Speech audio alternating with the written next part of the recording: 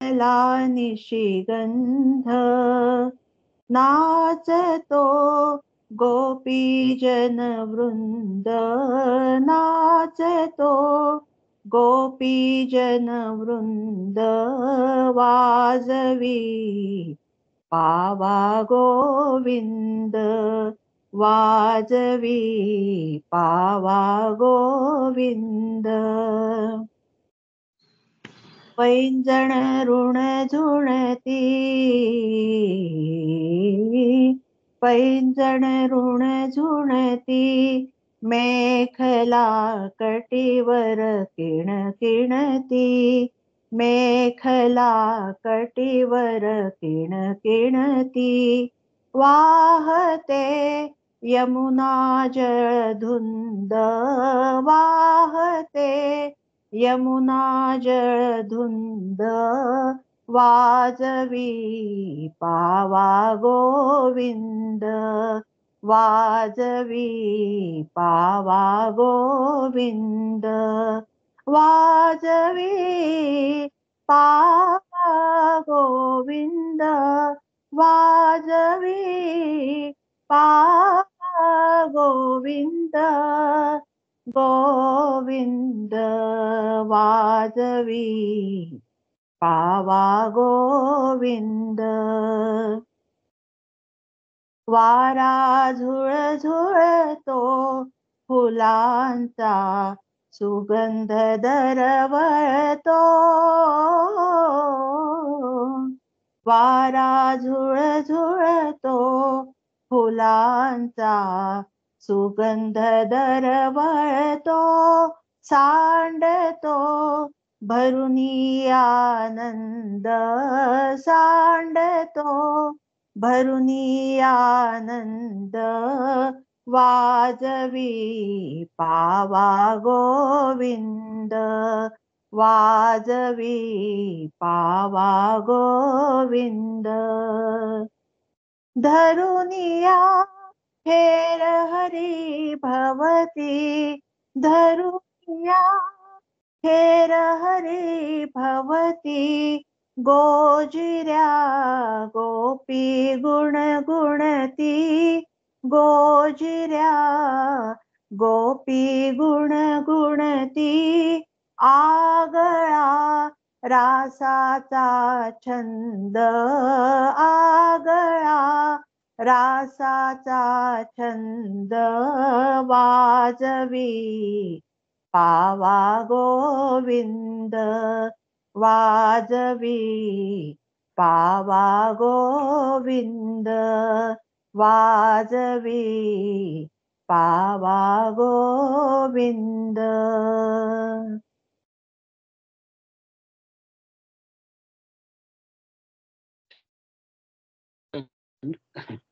आपण 15वा अध्याय अभ्यासत आहोत. मी आधी थोडस नंतर आपण तिसऱ्या श्लोकाला सुरुवात करूया. सर्वप्रथम वंदन ब्रह्मानंदम परम सुखदम केवलम ज्ञानमूर्तिम द्वंद्वातीतं गगन सदृशम तत्वमस्यादिलक्ष्यम एकम नित्यम विमलाचलम सर्वधी साक्षीभूतम भावातीतं त्रिगुणरहितं सद्गुरुं तं नमामि. गुरुर्ब्रह्मा गुरुर्विष्णू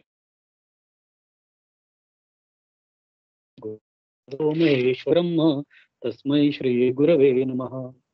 15वा अध्याय चालू आहे आपल्याला. पुरुषोत्तम योग आपण अभ्यासत आहोत. संसार वृक्षाची कल्पना आपण अगदी विस्तृतपणे अनुभवली आहे. थोडस तिसऱ्या श्लोकापर्यंत जाण्याच्या आधी थोडस रिकॅप म्हणता येईल असं थोडस आठवण करून देण्यासाठी मागच्या दुसऱ्या श्लोकातले काही भावार्थ थोडासा उद्धृत करतो. संसार वृक्ष 3 गुणांच्या पोषण होऊन सतत वाढत असतो. ते सत्व रज आणि तम हे ते 3 गुण आहेत, ते आपल्याला माहितीच आहे. आणि याच्यातला एखादा गुण डॉमिनंट झाला तर मात्र त्या गुणाचे विकार निर्माण होतात. सम्यक परिस्थितीत सम्यक डोसमध्ये ते असायला हवेत शरीरात, पण कधी कधी त्याचा बॅलन्स वाढला एखाद्याचा तर त्याच्याप्रमाणे त्याचे गुणाचे विकार तयार होतात. त्यामुळे काम, क्रोध, लोभ, मोह, मद, मत्सर, स्वार्थ, लोलुपता अशा अनेक विकार निर्माण होऊन संसार वृक्षाचा विस्तार होत राहतो. हे विकार ज्या प्रमाणात वाढतात त्या प्रमाणात हा संसाराचा वृक्ष बहरतो, फुलतो. त्यातच पाप आणि पुण्याचे कर्मगुण त्यांचे सतत पोषण करत असतात त्या वृक्षाचे.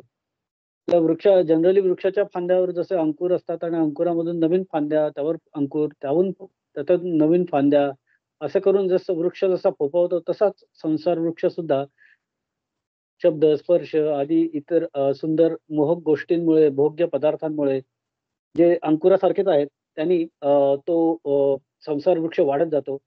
भोग्य विषयांचा आणि इंद्रियांचा एकत्र परिणाम होऊन अ, मनामध्ये संस्कार रूपाने असलेले सुप्त राग, द्वेष, काम, क्रोध आदी विकार उफाळून येतात आणि मन सतत विकाराने युक्त होते आणि त्यामुळे त्याच्यातून पुन्हा विकारामधनं कर्म होते, कर्मातनं पुन्हा विकार निर्माण होतात. असं अव्याहतपणे एक दुष्टचक्र किंवा अ, अ, अ, असं दुष्टचक्र चालू राहतं आणि त्यामुळे संसार कमी न होता सतत वाढतच राहतो.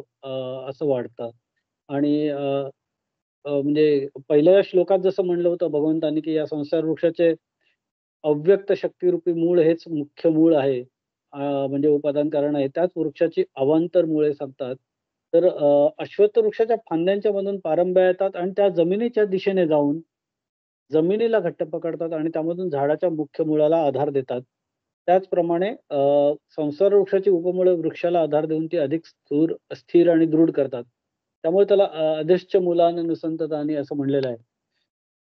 आणि पुढं कर्मानुबंधी मनुष्यलोकेमध्ये या शब्दांमध्ये मागच्या श्लोकात भगवंतांनी म्हटलं होतं, की कामनेमुळे प्रेरित होऊन अनेक चांगली वाईट कर्म माणसाच्या हाताने होतात. आणि मग या राग, द्वेष, काम, क्रोध या विकारांचे संस्कार त्या कर्मांमधून पण होत असतात, कर्मांमधनं दिसत असतात आणि हे संस्कार हळू कालांतराने दृढ होऊन त्याच्या वासना तयार होतात. या वासनांमधून पुन्हा या वासनांच्या फोर्समुळे दबावामुळे अजून नवीन-नवीन संकल्प तयार होतात. त्याच्यातनं अजून विषय वासना निर्माण होतात, कामना निर्माण होतात आणि याच्यातनंच मग मनुष्याला धर्म, अधर्म, पुण्य, पाप अशा कर्मांच्या प्रवृत्तीमध्ये प्रवृत्त केलं जातं आणि आसक्ती निर्माण होते आणि विषय भोगामध्ये मग मनुष्य रममाण होत राहतो. त्याला वाटतं हेच सगळं विश्व आहे, हेच संसार वृक्ष हाच चिरंतन आहे, हाच पर्मनंट आहे. भोगवासना जणू काही या संसार वृक्षाची मुळं आहेत आणि त्या वासनांची पाळमुळं इतकी खोलवर गेलेली आहेत, की हा वृक्ष दृढ होतो, अजून दृढ होतो. मनुष्य संसारामध्ये अकंठ अडकून बसतो. त्याच्या प्रत्येक छोट्या-छोट्या गोष्टीत अडकून बसतो. त्याचीच कर्म त्याला त्याच्या या अनेक प्रकारच्या योनींमधनं शरीर निर्माण करायला भाग पडतात आणि जीवाला जन्म-मृत्यूच्या चक्रामध्ये पूर्णपणे बंद करतात. त्याच्यातनं मुक्तता मिळणं अवघड जातं आणि असा हा मुळं वरती असलेला आणि फांद्या खाली असलेला हा असा वृक्ष पूर्णपणे मनुष्याला कन्फ्यूज करून टाकतो. त्याला भ्रमात ठेवतो. हा संसार मनुष्य लोकामध्ये दृढ होतो. कारण मनुष्य शरीरामध्ये कर्म स्वातंत्र्य आहे आणि कर्माचा अधिकार पण आहे. पशु-पक्षी इतर प्राण्यांमध्ये हा कर्माचा अधिकार नाहीये. म्हणजे त्यांना कर्म स्वातंत्र्य नाहीये. त्यांच्या कर्मानुसार त्या योनीमध्ये त्या जन्माला येतात आणि त्यांच्या कर्माचीच फळं ते भोगत असतात. म्हणजे त्यांचं जे काही लाईफस्टाईल आहे त्याप्रमाणे ते एवढं जगत असतात. त्यांना फार कर्म स्वातंत्र्य हा प्रकार मिळत नाही. याउलट मनुष्याला प्रारब्धानुसार निर्माण जरी झालं असलं कर्म त्याच्या, तरी पुरुषार्थ नावाचा एक शक्ती मनुष्याकडे आहे. त्याच्यामुळे त्याला ज्ञानशक्ती, इच्छाशक्ती, क्रियाशक्ती अशा 3 अगदी दुर्मिळ अशा शक्ती प्राप्त झाल्यात. या ज्ञानशक्ती, इच्छाशक्ती आणि क्रियाशक्तीच्या जोरावर मनुष्य म्हणजे इच्छा स्वातंत्र्य मिळालं असल्यामुळे त्याच्याकडे पुरुषार्थ आहे, कर्म स्वातंत्र्य आहे. तो या तिन्ही शक्तींचा चांगला वापर करून म्हणजे ऊर्ध्वगतीला पण जाऊ शकतो आणि या ज्ञान, इच्छा आणि क्रियांचा दुरुपयोग करून तो अधःपतने स्वतःचं करून घेऊ शकतो. म्हणून भगवंतांनी कर्मानुबंधीने मनुष्य लोके असं मागच्या श्लोकात म्हटलं होतं. स्वतःच्याच कर्तृत्वाने राग, द्वेषाचे, काम, क्रोधांचे, विकारांचे पोषण करून मनुष्य युज्युअली विषयासक्त झालेला आपल्याला आढळतो. आपण सगळेच याच्यात अडकलेलो असतो. काया, वाचा, मने विषयभोगांच्याच मध्ये रममाण होऊन स्वतःच्या हाताने संसाराचं पोषण, वर्धन करून त्याच संसारामध्ये बद्ध झालेलो असतो आपण. यावरून असं दिसून येतं, की जे संसार वृक्षावर आरूढ झालेले आहेत, ते अनेक प्रकारच्या विषयांच्या आशारूपी पाशांनी बद्ध झालेले आहेत. अशा जीवांच्या वाट्याला संसारच येत राहतो. अनंत काळपर्यंत ते संसारामध्येच बद्ध होतात.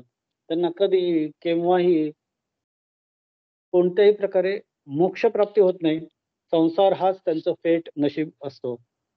आता या संसार वृक्षाबद्दल पुढच्या श्लोकात भगवंत काय म्हणतात ते आपण ऐकूया. सुचेता वहिनींना मी विनंती करतो की त्यांनी श्लोक आणि वाचन करावं गोव्यांचं. नमस्कार. नमस्कार. आवाज ऐकू येतोय? हो, येतोय. श्लोक 3. न रूपमस्येह तथोपलभ्यते नान्तो न चादि न च संप्रतिष्ठा.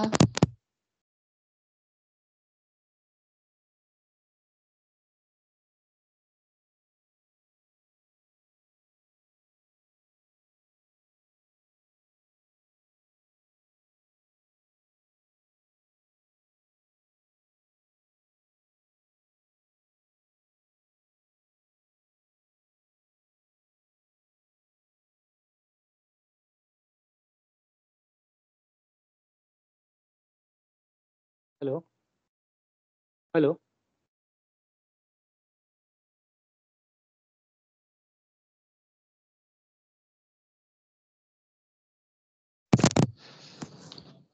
हॅलो.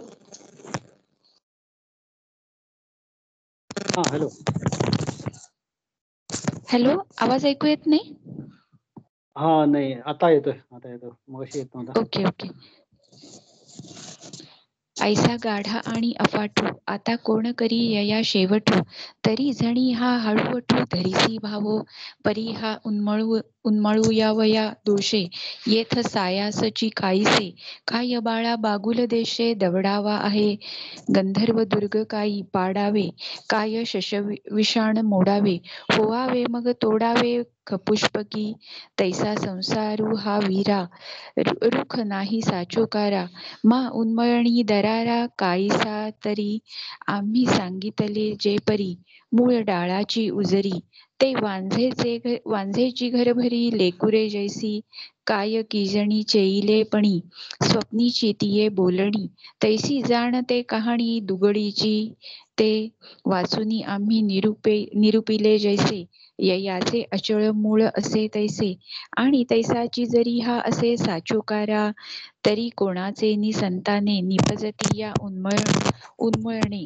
काय हुकिलिया गगने जाई जेलगा म्हणून पै धनंजया आम्ही वानिले रूप ते माया कासवीचे तुपेराया वोगरिले जैसे मृगजळाची गातळी तिये दिठी दुरुनीची न्याहाळी वाचून तेणे पाणीये साळी केळी लाविसी काही मूळ अज्ञान चितव लटिके मा तयाचे कार्य हे केतुके म्हणून संसार रुख सत्य के वावोची गा आणि अंतु यया नाही ऐसे बोलिजे जे काही तेही साचची पाही परिये की तरी प्रबोधू जव नोहे तव निद्रे काय अंतु आहे की रात्री न सरे तव न पाहे तया अरवते तैसा जव पार्था विवेकू नुधवी माथा तव अंतु नाही अश्वत्था भवरूपाया वाजते वारे निवांत जव न राहे जेथीची तेथ तव तरंगता अनंत म्हणवीची की म्हणोनी सूर्यपै जै हारपे तै मृगजळ भासू लोपे का प्रभा जाय दीपे मालवलेनी तैसे मूळ अविद्या खाये ते ज्ञान जै उभे होये तै जियया अंतु आहे एरवी नाही देवीची हा अनादी ऐसी आथी शाब्दी तो आळू नोहे नुरोधी बोलतया जे संसार वृक्षाच्या ठाई साचोकार तव नाही मा नाही तया आदी काही कोणक होईल जो साच जेथून उपजे तया ते आदी हे साजे आता नाहीची तो म्हणजे कोठुनिया म्हणून जन्मेना आहे तैसी या सांगो कवण माये या लागी नाही पणेची होये अनादी हा वांझेची या लेका कैची जन्मपत्रिका नभी निळी भूमिका के कल्पुपा व्योम कुसुमाचा पांडवा कवणे देठ तोडावा म्हणून नाही ऐसिया भवा आदी कैची जैसे घटाचे नाही पण असतची असे केले निविण तैसा समूळ वृक्ष जाण अनादी हा अर्जुना ऐसे नि पाही आद्यंतु ययासी नाही माझी स्थिती आभासे काही परी टवाळते गा ब्रह्मगिरीहुनी न निगे आणि समुद्रीही कीर न रिगे तरी माझी दिसे वाऊगे मृगांबू जैसे तैसा अद्यंती कीर नाही आणि साचही नोहे कही परी लटिकेपणाची नवाई पडी भासे घा नाना रंगी गजबजे जैसे इंद्रधनुष्य देखिजे तैसा नेणतया आपजे आहे ऐसा ऐसे स्थितीची ये वेळे भुलवी अज्ञानाचे डोळे लाघवी हरी मेखळे लोकू जैसा आणि नसतीची शामिका व्योमी दिसे तैसी दिसो का तरी दिसणे ही क्षणाएका होय जाय स्वप्नी ही मानिले लटिके तरी निर्वाहो का एकसारिखे तेवी आभासू हा क्षणिके रीती जागा देखता आहे आवडे घेई जाईजे तरी नातुडे जैसा टिकू की जे माकडे जळा माझी तरंगभंगू सांडी पडे विजूही न पुरे होडे आभासासी तेणे पाडे होणे जाणे गा जैसा ग्रीष्म शेषीचा वारा नेणी जे समोर की पाठीमोरा तैसे स्थिती नाही तरुवरा भवरूपायया एवं आदी ना अंतस्थिती ना रूप ययासी आथी आता कायसी कुंठाकुंठी उन्मळणी गा आपुलिया अज्ञानासाठी नवता थावला किरीटी तरी आता आत्मज्ञानाचे निलोटी खांडे निगा वाचुनी ज्ञाने वीण ऐके उपाय करीसी जितुके तीही गुंफसी अधिके रुखी इये मग किती खांदो खांदी यया हिंडावे ऊर्ध्वी अधि म्हणून मूळची अज्ञान छेदी सम्यक ज्ञाने एरवी दोरीची उरगा डाळा मेळविता पैगा तो वावोची भारुगा केला होय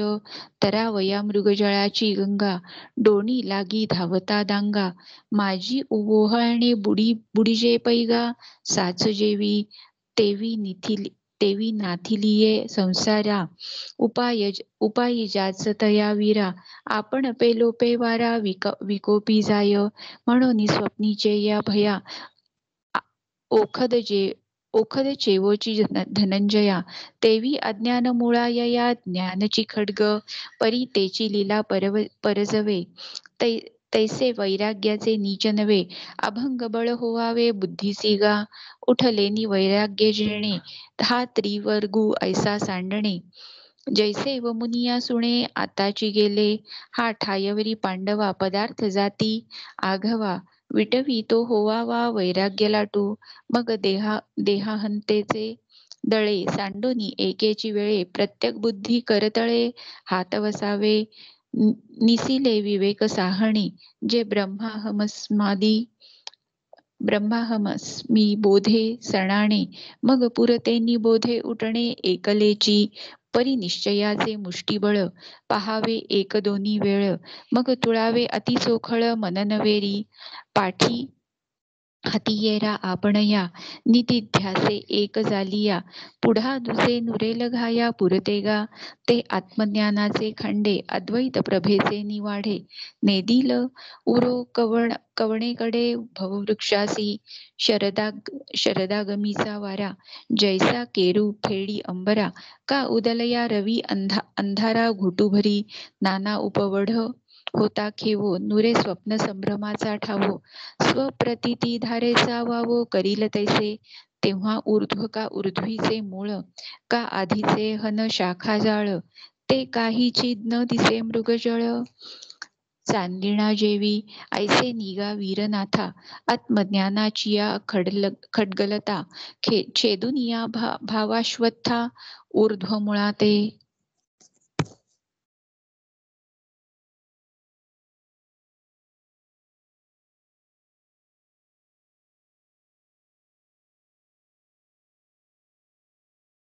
तिसऱ्या श्लोकामध्ये भगवंत म्हणतात नरूपमस्येह तथोपलभ्यते न अंतो न आदिर्न च संप्रतिष्ठा अश्वत्थमेनं सुविरूढ मूलम संगशस्त्रेण दृढेन छित्वा.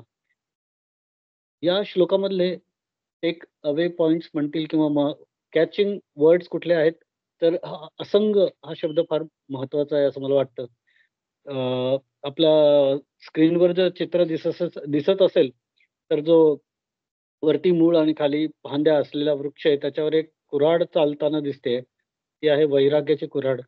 आणि तेच मला वाटतं या पुरुषोत्तम योगामधलं महत्वाचं ॲडवाइस आहे आपल्या भगवंताचा आपल्या सर्वांना, अर्जुनाला आणि आपल्या सर्वांना, की या वैराग्याच्या कुऱ्हाडीने तू या सगळ्या मायामोह याचा महत्त्वाचा सगळ्यांचा निपात कर. अस्य न रूपमस्येह तथोपलभ्यते, म्हणजे अस्य रूपम या संसार वृक्षाचे स्वरूप इह येथे तथा न उपलब्धते, तसे उपलब्ध नाही. कारण न आधी न च अंतः, न आधी म्हणजे त्याला आरंभ नाहीये या संसार वृक्षाला, आणि न च अंतः शेवटही नाहीये. न संप्रतिष्ठा त्याला स्थिती पण नाहीये. एवं सुविरूढ मूलम अश्वत्थम, या दृढ झालेल्या संसार वृक्षाचे दृढेन असंग शस्त्रेण छित्वा, दृढ वैराग्यरूपी खड्गाने छेदन करावे. पुढे काय करावे ते त्यांनी पुढच्या 4थ्या श्लोकात सांगितलंय. पण आपण सध्या या 3ऱ्या श्लोकापर्यंत आजच्या याच्यात मर्यादित ठेवूया, की या संसार वृक्षाचं जे 3 गोष्टी सांगितल्या आहेत भगवंतांनी, की त्याला आदी नाही, त्याला अंत नाही, त्याला स्थिती नाहीये, आणि दृढ वैराग्यरूपी खड्गाच्या मदतीने या संसार वृक्षाचं तू छेदन कर, असं ते भगवंत याला सांगतात, अर्जुनाला सांगतात. आणि याचं थोडंसं अजून थोडं खोलात जायचं म्हटलं तर म्हणजे मुख्य शाखा ज्या आहेत याच्या त्याच्या म्हणजे संसाराच्या म्हणजे याचं असं म्हणणं आहे, की संसार वृक्ष जो आहे तो विचारकाली आढळत नाही, म्हणजे असं म्हणतात. म्हणजे त्याचा अर्थ असा, की ज्याप्रमाणे झोपेतून जागे झाल्यानंतर स्वप्नातील संसार सापडत नाही, त्याचप्रमाणे संसाराचं शास्त्रात जसं वर्णन केलेलं आहे, तसं ते असेलच असं नाही. त्याला अंत नाही, आधी नाही. मग याचं कारण असं, की ही परंपरा केव्हापासून चालू झाली याचं काही निश्चित आपल्याला कल्पना नाही. आणि अंत नाही याचा अर्थ असा, की याची परंपरा पुढे किती काळ चालू राहील, हा संसार वृक्ष किती दिवस लोकांना अडकवून ठेवेल, जीवांना अडकवून ठेवेल, याचं काही सांगता येत नाही. आणि याची स्थिरता नाही, म्हणजे नच संप्रतिष्ठा, म्हणजे याचं असं म्हणण्याचं कारण काय, की हा वास्तवात क्षणभंगूर आहे, नाशिवंत आहे, शॉर्ट लिव्हड आहे, कायमचा टिकेल असा नाही. जरी त्याला आदी आणि अंत नसला तरी तो कायम टिकणारा नाही. आणि याच्यामध्ये भगवंतांनी म्हटलं, की वैराग्यरूपी शस्त्राने कापून याचे तुकडे नाश कर. याचा अर्थ असा, की वैराग्यरूपी म्हणजे ब्रह्मलोकापर्यंतचे सर्व भोग क्षणिक आहेत, नाशिवंत आहेत, नष्ट होणारे आहेत, हे समजून सांसारिक सर्व विषय भोगांमध्ये सत्ता, सुख असेल, सौंदर्य असेल, प्रीती असेल, हे न दिसणं, न भासणं म्हणजेच वैराग्य आहे.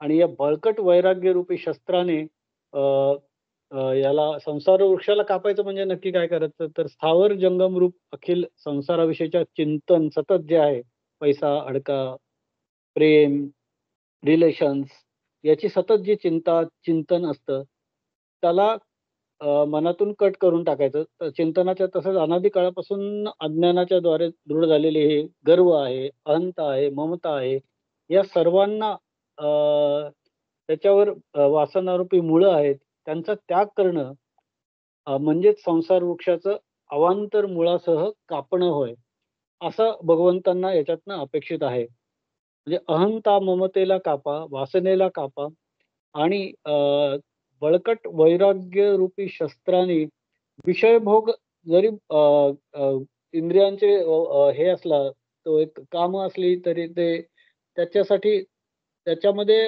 अडकून न बसणे, भोगांमध्ये सत्ता, सुख, सौंदर्य सारखं न बघत राहणे, आणि त्याच्यातनं अलग राहणे, मन अलग ठेवणे, या कृतीने संसार ची घट्ट पाळंमुळं आपण नष्ट करून आपण मोक्षाच्या कडे आपलं उड्डाण करू शकतो, असं भगवंत याच्यातनं म्हणतात.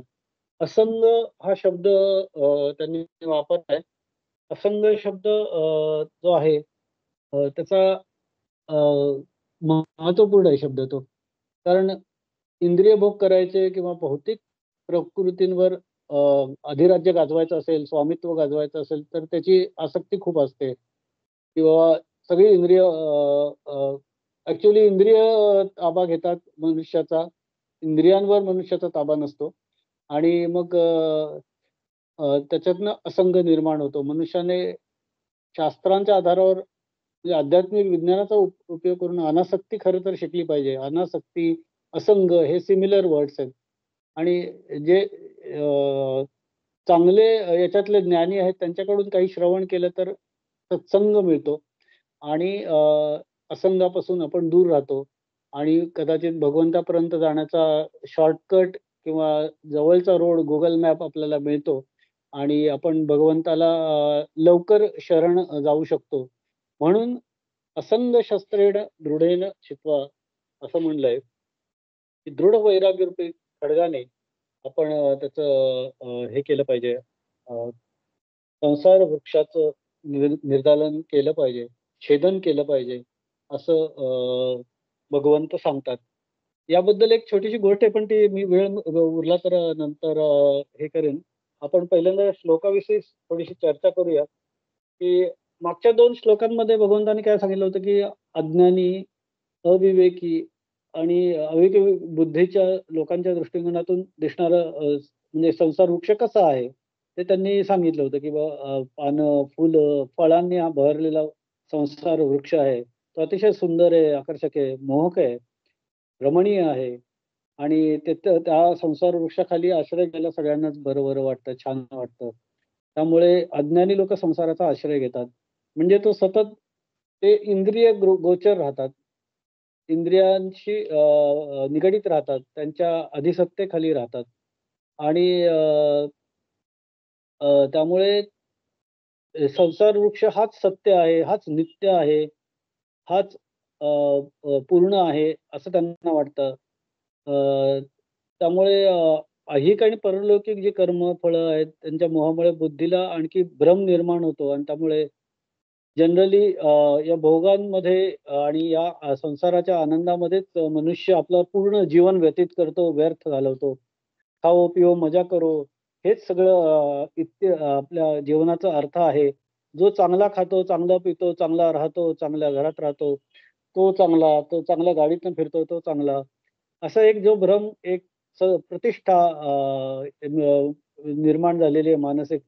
हे जरी ते भ्रम असलं, कारण हे सगळं शॉर्ट लिव्हड आहे. हे काही कायमचं कुठलंच नसतं यातली गोष्ट. ना भोग कायमचे असतात, ना यौवन कायमचं असतं, ना श्रीमंती कायमची असते. पण या सगळ्यांनाच प्रतिष्ठा असल्यामुळे तेच सर्वस्व आहे असं वाटतं आणि त्यासाठी मनुष्य डेस्परेट असतो. परमेश्वराने सुंदर विश्व आपल्या भोगासाठी निर्माण केलंय असं वाटत राहतं. आणि मग हे जर भोगासाठी निर्माण केलं तर याचे भोग घेण्यात चूक काय आहे? काहीतरी उगीच विचार करण्यात पेक्षा याचा उपभोग घ्यावा आणि आनंदी राहावं. असा एक जनरल थॉट प्रोसेस प्रत्येक मनुष्याची असते. पण अशा प्रकारच्या बुद्धीमुळे कृमी, कीटक असतात आणि प्राणी असतात. त्यांच्यापेक्षा काही वेगळं आपण फारसं न जगता विषयासक्त आणि विषय लंपट होऊन विषय भोगांच्याच मधून आपण मिळणारी सुखं मिळवत राहतो. त्याच्यासाठी प्रयत्न करत राहतो. ती मिळाली नाही तर दुःखी होत राहतो. मिळाली तरच सुखी होतो. त्या सुखांनाच आपण नित्य, शाश्वत, चिरंतन सुख समजतो आणि त्याच्यातच आपण रममाण होतो.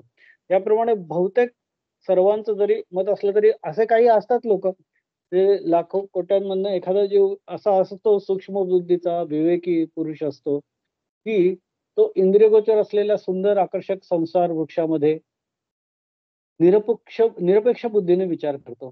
त्याच्यात तो सखोल बुद्धीने विचार करतो. त्याच्यात तो अडकून राहत नाही. संसाराचं खरं स्वरूप तो समजून घेतो. कोणत्याही नाण्याला जशा 2 बाजू असतात, तशी एक बाजू असते ती दृष्टिगोचर असते, दुसरी बाजू असते ती अंधारात असते. अदृष्ट असते, अदृश्य असते. त्याचप्रमाणे दृश्य विश्वाला सुद्धा 2 बाजू असतात.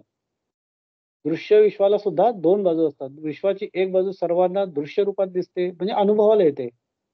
आणि ती अत्यंत सुंदर आणि मोहक असते. त्यामुळे विचार न करणाऱ्या सर्वांनाच ती सत्य वाटते, पटते. सर्व विश्व त्यांना खरं वाटतं. यामुळेच सर्व संसाराचा आश्रय घेऊन त्याच्या मागे सगळेजण या संसार वृक्षाच्या मागे धावतात. परंतु संसाराची जी खरी बाजू आहे, जी नित्य अंधारामध्ये असल्यामुळे कधीच इंद्रियांना दिसून येत नाही. त्यामुळे संसाराचं खरं स्वरूप सर्वांना दिसत नाही. परंतु एखादा विवेकी पुरुष असतो, तो मात्र त्या विश्वामध्ये संसाराचे खरे स्वरूप काय आहे याचा विचार करतो आणि आश्चर्य म्हणजे तोच सुंदर, रमणीय, आकर्षक संसार निस्सार आहे, निस्सत्व आहे असं लक्षात येतं. विश्वाचं स्वरूप जसं प्रत्यक्ष डोळ्याला दिसतं तसं नसून फक्त तो एक भास आहे. न च आदी न अंत न संप्रतिष्ठा असं भगवंत सांगतात. जसं दिसतं तसं नसतं म्हणून जग फसतं. या म्हणीप्रमाणे अ, अ, हळू-हळू विचार करायला लागला तर संसारामध्ये विचार करायला लागला तर तो संसार स्वप्नाप्रमाणे भासत असतो. जोपर्यंत मनुष्य स्वतःच निर्माण केलेल्या स्वप्नामध्ये असतो, स्वप्नाच्या अधीन असतो तोपर्यंत पर्यंत स्वप्नपुरुष, स्वप्नामधले सगळे नातेवाईक, सगळे सोयरे, अ, मित्र, परिवार, फ्रेंड्स सगळे लोकं आणि विषय सर्व स्वप्नातले, तसेच त्यामधून अनुभवाला येणारी सुख आणि दुःख त्याला खरी वाटतात. सर्व भेद सत्य वाटतात. इतकंच नव्हे तर म्हणजे पुत्रप्राप्तीचा आनंद असेल किंवा पुत्रवियोगाचं दुःख असेल, तर ते सगळं सत्य वाटतं. पण स्वप्नामधून जागे झाल्यावर तेच खरं वाटणारं सगळं एका क्षणात नाहीसं होतं. स्वप्नात आपल्याला जे काही दिसतं, वाटतं, भासतं, अनुभवतो आपण, ते सगळं अगदी खोटं असतं हे आपल्याला एका क्षणात स्वप्नातनं जागा झाल्यावर लक्षात येतं. पण स्वप्नातलं विश्व त्यावेळेला आपण म्हणजे ते जे नाहीसं होणारं असतं, ते त्यावेळेला मात्र आपण त्या स्वप्नात जगत असतो. स्वप्नातील मग पुत्रवियोगाने जागा झाल्यावर आपण काही दुःखी होत नाही आणि स्वप्नात पुत्रप्राप्ती झाली असेल त्याने काही आपण आनंदी होत नाही. जागे झाल्यानंतर त्या स्वप्नाचं सोयरसुतक काही राहत नाही. ना सुख राहतं, ना दुःख, ना खेद राहतो, ना हर्ष. त्या सर्व गोष्टींमधनं स्वप्नातल्या सगळ्या कंटेंटमधनं आपण खरं तर सांगायचं म्हणजे जागा झाल्या-झाल्या सकाळी आपण मुक्त होतो. त्याचं कारण काय आहे? तर स्वप्नाचा फोलपणा आपल्याला पूर्णपणे कळलेला असतो. त्याचप्रमाणे आपण उन्हाळ्यात जे सडकेवर बघतो मृगजळ किंवा रस्त्यांमध्ये लांबवर आपल्याला मृगजळ दिसतं किंवा माईक गंधर्व नगरी म्हणून आहे गंधर्व नगरी. त्याचे 1-2 दृष्टांत आहेत आपल्या पुराणात दिलेले आहेत, की त्याच्यामध्ये असं म्हटलंय, की म्हणजे अविवेकी लोकं काय म्हणतात, की "यत दृष्टं तत् सत्यम." जे दिसतंय तेच खरं आहे. जे दृश्य आहे तेच सत्य आहे. कारण ते इंद्रियांना प्रत्यक्ष अनुभवायला येतं. पण विवेकी लोकं काय म्हणतात, की जे दृश्य आहे ते नाशवान असल्यामुळे असत आहे. कारण यत दृष्टं तत् असत्यम द्रष्टनष्ट स्वभावत्वात्. म्हणजे जसं दिसतं तसं नसतं म्हणून जग फसतं, असं दिसून येतं. स्वप्नामधल्या विषयांच्या प्रमाणे इंद्रियगोचर असलेल्या इंद्रियांना अनुभवाला येणारा ज्ञेय स्वरूप असा जो संसार वृक्ष आहे, त्याचं कार्य असल्यामुळे जन्म, मृत्यू वगैरेंनी तो युक्त आहे संसार वृक्ष. त्याला स्वतःची स्वतंत्र संस्था नाही. तो अधिष्ठानाच्या सत्तेनेच अस्तित्वात असतो. त्यामुळे जरी अनुभवाला येत असेल, तरीही संसार वृक्षाचं नित्यत्व, सुखरूपत्व कोणत्याही प्रमाणाने सिद्ध करता येत नाही. तो केवळ दृश्य रूपाने अनुभवाला येतो, म्हणून तो सत्य आहे असं नाही म्हणता येणार. कारण केवळ दृश्य आहे म्हणून ते सत्य आहे असं म्हणणं म्हणजेच मृगजळ पण सत्य आहे असं म्हणणं, स्वप्न पण दिसतं म्हणून ते सत्य आहे असं म्हणणं, असंच होईल. त्यामुळे जसं स्वप्न, जसं मृगजळ, तसंच हे संसार वृक्ष आहे, हे जाणायला हवं. आपण भगवंतांनी सांगितलंय आपल्याला, की ते आपण जाणायला हवं. आपण कधीच सत्य मानत नाही. त्यामुळे भास असल्यामुळे असत्य आहे असंच आपण म्हणतो. हाच सर्वांचा अनुभव आहे. ज्याला कणाला आपण आभास म्हणतो, स्वप्नाला, मृगजळाला. पण संसार वृक्षाला आपण आभास म्हणतो का? तर नाही. पण ते आपण जाणलं पाहिजे आणि त्याप्रमाणे वागलं पाहिजे. यावरून दृश्य विश्वाचे नित्यत्व, सत्यत्व जर श्रुती, स्मृती आणि अनुभूतीने सिद्ध करता येत नाही, म्हणजे ते ऐकण्यातनं, दिसण्यातनं, आठवणीतनं जर अनुभवातनं सिद्ध करता येत नसेल, तर मग इंद्रियागोचर असलेला स्वर्ग पण नित्य म्हणायला पाहिजे. नित्य सुखस्वरूप आहे, असं म्हणणं सुद्धा चुकीचं आहे. तो एक बुद्धिभ्रम म्हणता येईल. त्याचं कारण काय आहे, की स्वर्ग सुद्धा दृश्य विश्वाप्रमाणे कार्यरूप असल्यामुळे अनित्यच आहे. अमर्यादित आहे, नाशवान आहे. त्यामुळे तो सुखस्वरूप असणे शक्यच नाही. जी गोष्ट टिकणारी नाही, जी गोष्ट लाँग लास्टिंग नाही, जी गोष्ट पर्मनंट नाही, ती अनित्य आहे आणि मर्यादित आहे आणि त्याच्यात मोहात अडकणं चुकीचं आहे. जो संसार अज्ञानी लोकांच्या दृष्टीने सुंदर, रमणीय, मोहक आहे, नित्य आहे, म्हणूनच ते सर्व त्याकडे आकृष्ट होऊन उपभोगामध्ये रमतात, त्यालाच सुखाचं साधन समजतात. परंतु विवेकी लोक मात्र त्याच संसाराला अनित्य दुःख स्वरूप समजून त्याचा त्याग करतात.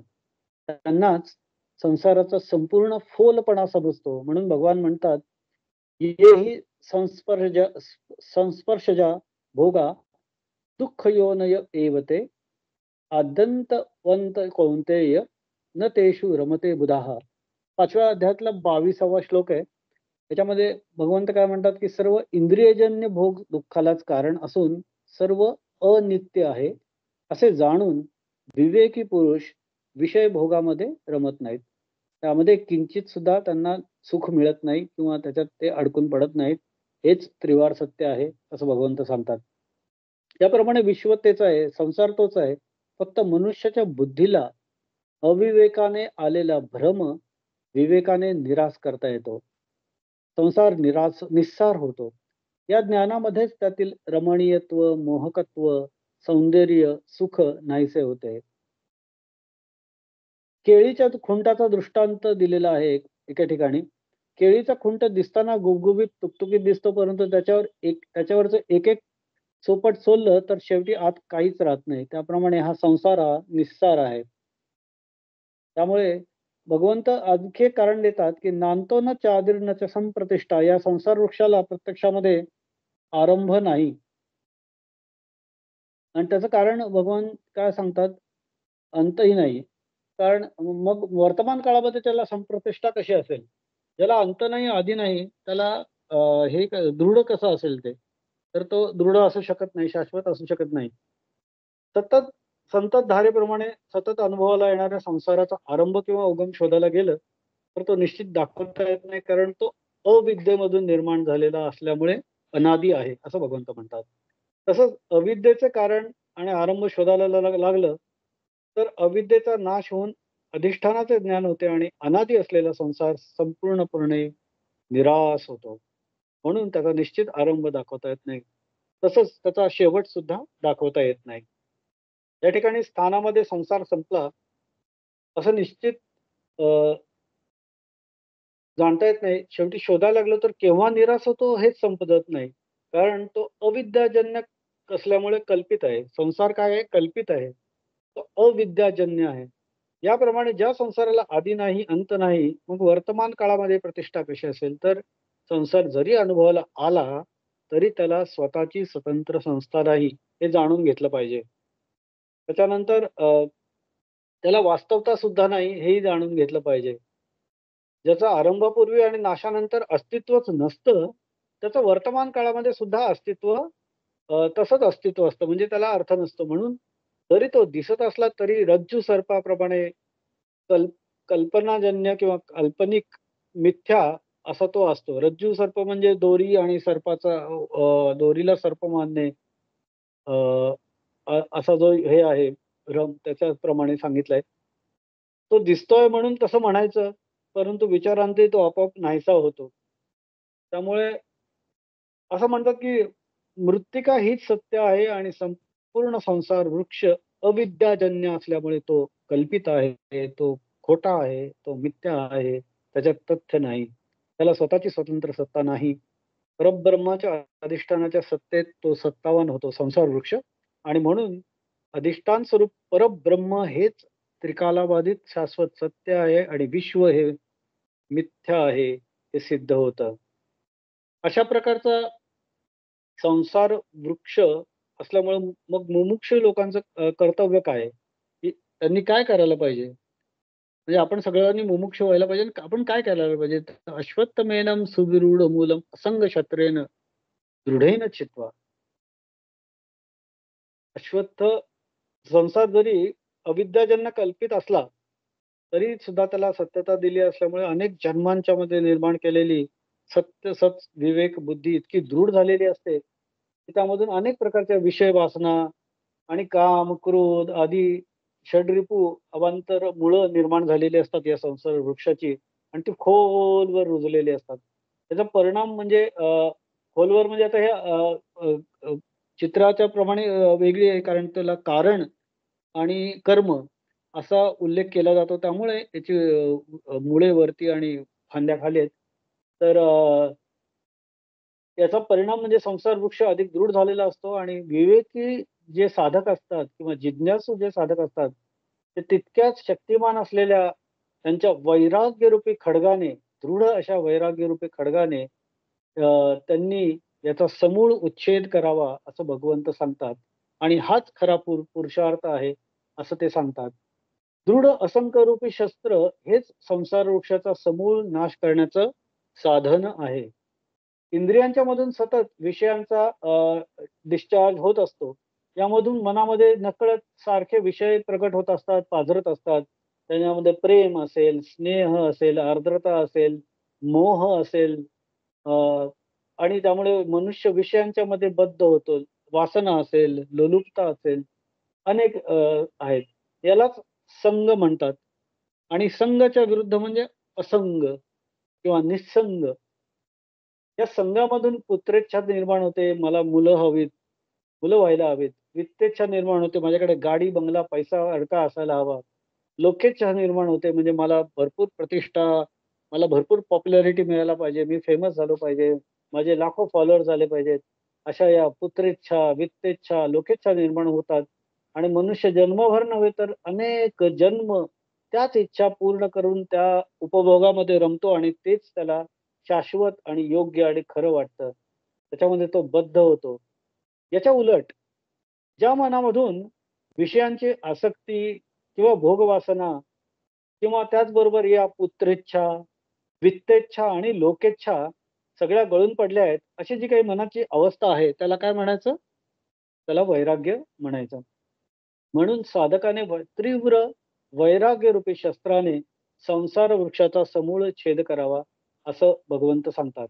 हे तीव्र वैराग्य काही सहजासहजी प्राप्त होत नाही. हा खडग मिळणार कुठनं? हे अस्त्र मिळणार कुठनं? हे कुठनंही इम्पोर्ट करता येत नाही. हे तयार करावं लागतं, मनात तयार करावं लागतं. हे तीव्र वैराग्य एका जन्मात सुद्धा प्राप्त होत नाही, तर अनेक जन्मांच्या मध्ये केलेल्या साधनेच्या संस्काराच्या प्रभावाने हे निर्माण होतं असं भगवंत सांगतात.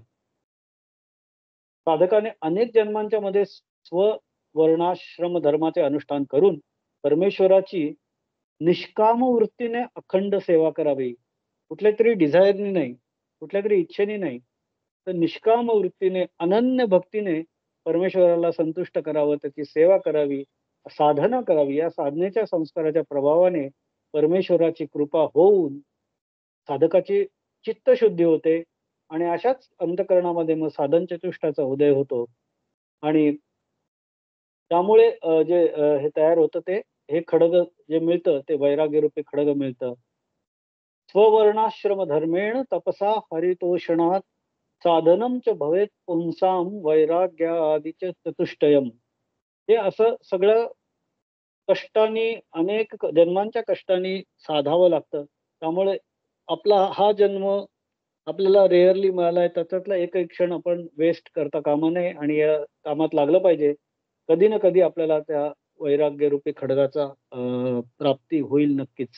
नामदेव महाराज म्हणतात, जन्मोजन्मी आम्ही बहुपुण्य केले, तेव्हा या विठ्ठले कृपा केली. चित्तशुद्धीमुळे काय होतं की तो विवेकाचा उदय होतो. सतसत विवेक बुद्धी जागृत होते. पुन्हा पुन्हा विषयांचं खरं स्वरूप, त्यांच्या मर्यादा, यांचा सखोल असा सर्वांगीण विचार मनात निर्माण होतो. या सगळ्या विषयांचं, संसार वृक्षाचं आणि सगळ्या या भावभावनांचं, षड्रिपूंचं आणि त्याच्या परिणामांचं, कामाचं अनित्यत्व, दुःखित्व म्हणजे त्यांचं अनित्यत्व, दुःखित्व म्हणजे ते नित्य नसणं, दुःखित्व म्हणजे त्यांच्यातनं निर्माण होणारं दुःख आहे, बद्धत्व ते जखडून टाकतात आपल्याला, त्यामुळे त्यांच्यातनं निर्माण होणारं बद्धत्व, क्षणभंगुरत्व म्हणजे त्यांचं क्षणभंगुरत्व असणं, त्या फार काळ टिकणं नाही. सुख असेल तरी फार काळ टिकत नाही, दुःख असेल तरी फार काळ टिकत नाही. मिथ्यत्व म्हणजे हा सगळं खोटं आहे, त्याचा काही अर्थ नाही, ते माया आहे, ते ब्रह्म नाही वगैरे सर्व शुद्ध विवेकाने, निरपेक्ष बुद्धीने स्पष्ट होतं आणि निसंशय जाणून घेतलं जातं. केव्हा? जेव्हा आपण जन्मोजन्मी आम्ही बहुपुण्य केलेत तेव्हा. त्यामुळे वारंवारं विचिंत्य, जसं विवेकाचं सामर्थ्य वाढेल त्या प्रमाणामध्ये विषयांचं आकर्षण आणि मोह कमी कमी कमी कमी होत जाईल. विषयाची आसक्ती कमी होत जाईल, भोगवासना क्षीण होत जातील आणि त्याच मनामध्ये तीव्र, दृढ, विवेकजन्य वैराग्य उदयाला येईल. यामुळेच मनुष्य मग पुत्रेच्छा, वित्तेच्छा आणि लोकेच्छा यांच्यापासून पूर्णपणे निवृत्त होईल आणि परमात्मा स्वरूपाच्या प्राप्तीची म्हणजेच तीव्र मोक्षेच्छा त्याच्यामध्ये निर्माण होईल. श्रुतीमध्ये असं म्हटलंय की न कर्मणा न प्रजया न धनेन त्यागे नैके अमृतत्व मानुषुः. कर्माने, धनाने आणि प्रजोत्पत्तीने अमृतत्व प्राप्त होत नसून संपूर्ण त्यागानेच प्राप्त होते. त्यागे नैके अमृतत्व मानशुः. संपूर्ण त्याग म्हणजेच तीव्र विवेकजन्य वैराग्य हेच अमृतत्व प्राप्तीचे साधन आहे. मग शंका येईल की तीव्र वैराग्याने संसार वृक्षाचा समूळ नाश कसा करायचा, किंवा संपूर्ण वैराग्य प्राप्त झाल्यानंतर ज्यावेळी साधकाचं मन विषयाच्या आसक्तीमधून निवृत्त होतं, त्यानंतर साधकाने संसाराचा नाश करण्यासाठी कुठली साधना करावी. आणि एवढे सगळ्या साधनेनंतर त्याला ते वैराग्य रूपी खडग मिळालेलं आहे. त्या संसारात वृक्षाचा त्यांनी नाश केल्यावर त्यांनी पुढे कुठली साधना करावी त्याच्याबद्दल भगवंत पुढच्या श्लोकात सांगतात. म्हणून छित्वा या पदाचा अर्थ पुढे त्यांनी दिलेला आहे की पदम तत् परमार्गितव्यम यस्मिन् तान निवर्तन्ति भूयः तमेव चाद्यम पुरुषम प्रपत्ते यतः प्रवृत्ती प्रसृता पुराणी हा 4था श्लोक आहे, ज्याच्यामध्ये भगवंत म्हणतात की त्यानंतर ज्या स्वरूपाला प्राप्त झाल्यानंतर जीव पुन्हा संसारामध्ये येत नाही, अशा वैष्णव पदाचा किंवा परमपदाचा साधकाने शोध घ्यावा आणि त्यासाठी ज्यामधून पुरातन संसाराची निर्मिती झाली त्याच आदी पुरुषाला दृढ निश्चयाने शरण जावे, हे पुढचा मार्ग भगवंताने सांगितलं आहे. आता हे वैराग्य जे आहे त्याच्या बद्दल आपण थोडक्यात चर्चा केली आणि त्याच्याबद्दल अजून बरचसं बोलण्यासारखं आहे. फक्त त्याच्या आधी ज्ञानेश्वरीमध्ये कुठल्या कुठल्या उपमांच्या सहाय्याने ज्ञानेश्वर माऊलींनी हे एक्सप्लेन केलेलं आहे हा श्लोक, ते आपण थोडंसं बघूया. बरंच डिटेलमध्ये आणि खूप छान त्यांनी वर्णन केलेलं आहे 3ऱ्या श्लोकाचं. माऊली म्हणतात की अर्जुना, तुला तुझ्या मनात कदाचित विचारेल की एवढ्या झाडाला उपटायचं कसं, म्हणजे संसार वृक्षाला उपटायचं कसं, असं याचं कुठले साधन आहे काय, कुठे शेवट ब्रह्मदेवापर्यंत याच्या वरच्या शाखांचा विस्तार आहे, मूळ पर्यंत निराकार ब्रह्मा, तो मूळ कुठेतरी निराकार ब्रह्मामध्ये गेलेलं आहे, असं ह्या वृक्षाचं हनन करणं कसं शक्य आहे असं तुला वाटेल. तेव्हा माऊली म्हणतात, हा स्थावराही तळी फाकत असे आधीचा डाळी, माझी धावत असे तुझ्या मुळी मनुष्य रूपी. म्हणजे हा संसार वृक्ष खालच्या फांद्यांनी शेवटी असलेल्या वृक्षादी स्थावरापर्यंत विस्तारतो आणि दुसऱ्या मनुष्यरूपी मुळांनी मध्ये विस्तारतो. ऐसा गाढा आणि अफाटू आता कोण करीत या शेवटू, तरी झणी हा हळूवटू धरीसी भावो. असा हा संसार वृक्ष बळकट आणि अमर्याद आहे, तर याचा शेवट कोण करील असा क्षुद्र विचार तू मनात आणशील तर तू आणू नकोस अर्जुना. परी हा उन्मळावया दोषे येथ सायासची काहीसे काय, बाळा बागुल देशे दवडावा आहे. पण तो याला उपटून टाकण्याचा हेतू जर असेल तर याला उपटून टाकण्याचे कामी श्रमच ते काय आहेत, त्याला काहीच श्रम नाही आहेत. इट इज व्हेरी इझी असं भगवंताच्या मराठी शब्दात माऊली सांगतात. आणि त्याला उदाहरण काय देतात की मुलाकरता भीती दाखवायला जो बागुल बुवाचा अवतार केला जातो किंवा बागुल बुवाची ऍक्टिंग केली जाते, त्याला ती थांबवणं जसं अवघड नाही, लेकराची भीती नाहीशी व्हावी म्हणून बागुल बुवाचा देशोधडीला लावणं जसं अवघड नाही, तसंच हे संसार वृक्षाला नेस्तनाबूत करणं अवघड नाहीये. गंधर्व दुर्ग काही पाडावे, काय शश विषाण मोडावे, होवावे मग तोडावे खपुष्पकी.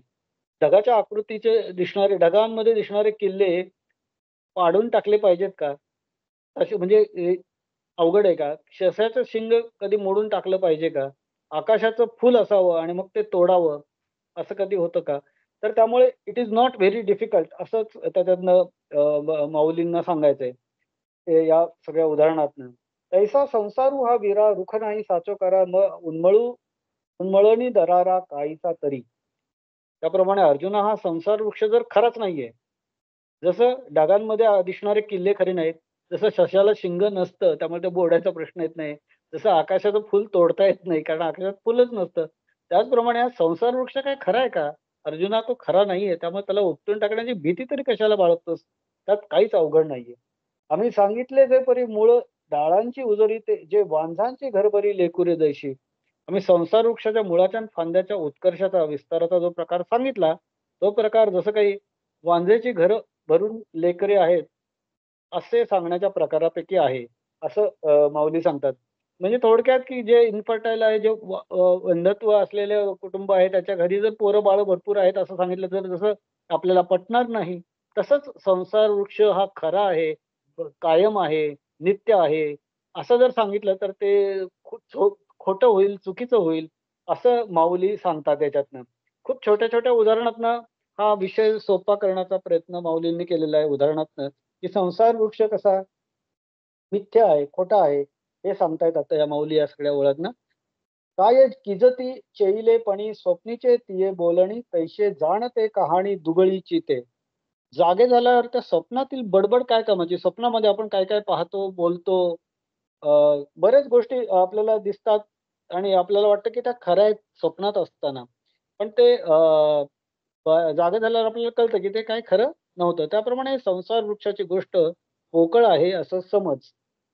वाचुनी आम्ही निरूपले जैसे, ययाचे अचळ मूळ असे तैसे आणि तैसाची जरी हा असे साचो कारा. याशिवाय आम्ही ज्याप्रमाणे सांगितलं त्याप्रमाणे याचं मूळ जर दृढ असतं आणि हा संसार वृक्ष जर आम्ही सांगितल्याप्रमाणे स्वरूपे करून खरा असता, म्हणजे जर हा खरंच खरा असता, तरी कोणाची नि संताने निपजती या उन्मळूने, काय फुंकिली या गगने जाईल जे गा. म्हणजे जर तर कोणाचा असा माईचा पूत लागून गेला आहे, की ज्याच्या सामर्थ्याने याची पाळेमुळं काढून काढण्याचं काम घडून येईल. अरे अर्जुना, नुसत्या फुंकण्याने हे एवढं आकाश उडून जाईल काय? जरी खरंच बद्ध असतं, तर खरंच त्याला उन्मळून काढणं शक्य झालं असतं का? असं अ, अ, माऊली म्हणतात. म्हणजे त्यांना थोडक्यात असं सांगायचं, की two negative is one positive, की अ, हे संसार वृक्ष काही खरा नाही, ताकदवान नाही, दृढ नाही, निश्चित नाही आणि त्यामुळे तो उन्मळून काढता येईल. म्हणून पै धनंजया आम्ही वानिले रूप ते माया, कासवीचे नी तुपे राया वोगरिली जैसे. म्हणून अर्जुना आम्ही जे या संसार वृक्षांचं वर्णन केलं, ते खोटं आहे. कसं? तर जशी राजाला कासवीच्या तुपाने मेजवानी करावी. कासवीला कधी दूध येतं का? त्याच्यात दुधाचं तूप होतं का? तसं ते शक्य नाही. तसंच संसार वृक्षाचं आहे असं माऊली सांगतात. छोटे-छोटे वर्णनातनं सांगतात, की जरी आम्ही म्हटलं, की ऊर्ध्वमूल अधः शाखम एवढं आहे, मोठा आहे, अश्वत्थ वृक्षासारखा आहे, त्याच्या एवढ्या-एवढ्या फांद्या आहेत, वेद आहेत, त्याच्या फांद्या आहेत, त्याचा एवढा-एवढा विस्तार आहे. हे जरी सगळं खरं असलं, तरी म्हणजे मेन इम्पोर्टंट पॉइंट इज की ते हे सगळं याच्यावर कंट्रोल करणं, त्याच्यावर वैराग्याचं खडक मारणं शक्य आहे. असंच माऊलींना सांगायचंय. मृगजळाची गातळी तिये दिठे दुरुनीची न्याहाळी, वासुनी तेणे पाणीये साळी केळीत लाविसी काई. म्हणजे जर मृगजळाच्या पाण्याने भात आणि केळी उगवून येत असेल, तर ते पॉसिबल आहे का? मृगजळामध्ये पाणीच नसतं. मृगजळ हा भास असतो. मग त्याच्यावर केळीचं पीक किंवा भाताचं पीक येऊ शकतं का? जसं ते येऊ शकत नाही, तसंच संसार वृक्षाचं आहे. संसार वृक्ष हा शाश्वत नाही. तो अ, त्याला संप्रतिष्ठा नाही. तो अ, खरा नाही. तो माया आहे आणि त्यामुळे त्याला वैराग्याच्या खड्गानी हनन त्याचं केलं पाहिजे. मूळ अज्ञानाची तव लटके मा तयाचे कार्य हे केतुके म्हणून संसार रुख सत्य के बावोची गा. म्हणजे इथं काय म्हणतात, की अर्जुना या संसार वृक्षाचे मूळ आहे ते आहे काय आहे? अज्ञान आहे. ते आधी खोटं आहे. मग त्याचं कार्य ते तेवढं. त्याची किंमत काय असणार? म्हणून संसार वृक्ष हा खरा कुठून असणार आहे? तर तो मिथ्याच आहे. आणि अंतु या या यया नाही ऐसे बोली जे काही त्याची साचची पाही परी एकी. आणि या संसार वृक्षाला अंत नाही असं जे काही म्हणतात तेही एक प्रकारे खरेच आहे असं समज. का? तर तरी प्रबोधू जव नोहे तव निद्रे काय अंतु आहे, की रात्री न सरे तव न पाहे तया आरवते. जोपर्यंत जाग येत नाही तोपर्यंत झोपेला शेवट आहे काय? अथवा रात्र संपली नाही तोपर्यंत त्याच्या आधी उजाडत नाही. हे जसं खरं आहे, तसंच संसार वृक्षाला अंत नाही हेही खरं आहे. की झोपेचा शेवट होईपर्यंत जाग येत नाही आणि जाग आली तर तो झोपेचा शेवट झालेला असतो. They are mutually exclusive. तसंच त्यांनी म्हणलंय की रात्र संपली नाही तोपर्यंत त्याच्या आधी उजाडत नाही. म्हणजे उजाडलं तर रात्र संपते किंवा उजाडलं नाही तोपर्यंत रात्र आहे. त्यामुळे दे आर म्युच्युअली एक्सक्लुसिव्ह. तसंच या संसार वृक्षाचा आहे. तो खरा नाही, त्याचा अंत नाही, त्याचा आदी नाही आणि त्याचा अंत नाही आणि त्याला स्थिरताही नाहीये. त्याला संप्रतिष्ठा नाहीये, त्याला स्थिती पण नाहीये. आणि त्याच्यापुढे काय म्हणतात माऊली, की "तैसा जव पार्था विवेकू निधवी माथा, तव अंतु नाही अश्वत्था भवरूपाया."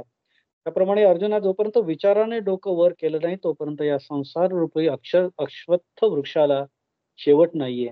कध को को कधीपर्यंत शेवट नाहीये? जोपर्यंत विचाराने डोके वर केलं नाही, जोपर्यंत विवेक आणि वैराग्य जागृत झालं नाही, तोपर्यंत. ते जागृत झालं, की मात्र याचं संसार वृक्षाचं हनन होऊ शकतं. थोडंसं एक 10 मिनिटं वरती घेणार आहे.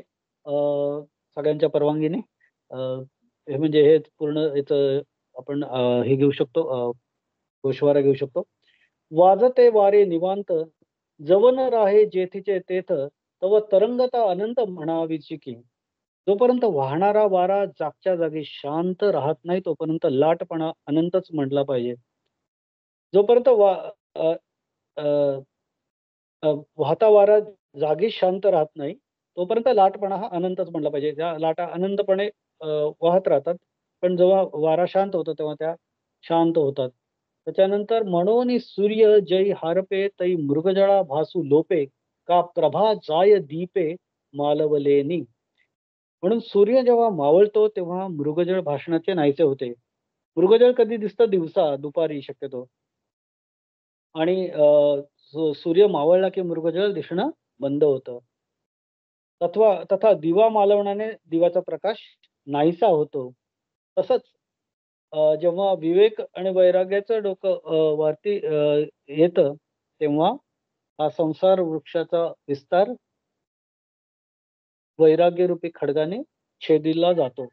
असं माऊलींना म्हणायचं असावं. तैसे मूळ अविद्या खाये, ते ज्ञान जै उभे होय, त्याची यया अंतु आहे एरवी नाही. त्याप्रमाणे संसार वृक्षास मूळ असलेल्या अविद्येला खाऊन टाकणारे ज्ञान जेव्हा उत्पन्न होईल, तेव्हाच या संसार वृक्षाला शेवट आहे, एरवी नाही. अनंत.